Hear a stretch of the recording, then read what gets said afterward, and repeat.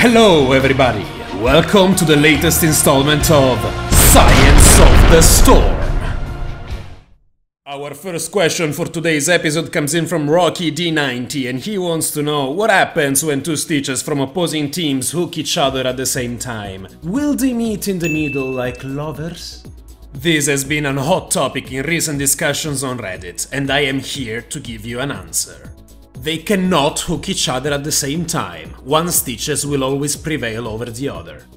We tried for a long time to get hooks to hit at the exact same time, which was not an easy task factoring in server and input lag, but even when we succeeded, as soon as one hook connects, the other gets interrupted. I can safely assume that even in perfect no lag conditions, the interaction will be the same.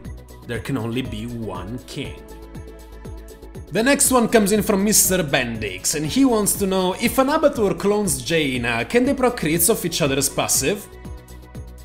Very easy test for a perfectly straightforward answer. Yes. Jaina has always been one of the best targets for Abathur's ultimate evolution, and this is one of the main reasons. It works both ways. A frostbite applied by Abathur will make Jaina crit on her own spells and vice versa. Jaina, but not Abathur, will also be able to root her target if it has been marked with frostbite by the clone.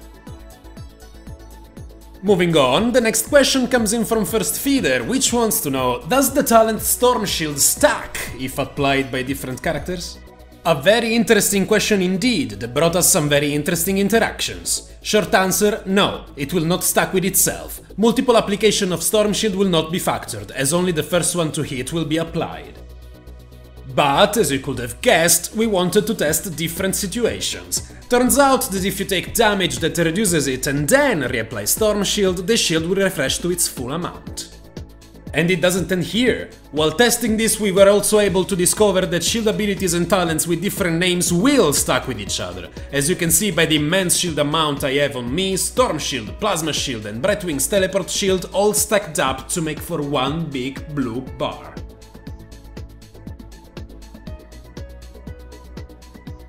And the last question for this week's episode comes once again from Loopy and he asks, does Sylvanas' teleport work in a similar way to Illidan's hunt? For example, will she be followed by Tyrael or Illidan while moving?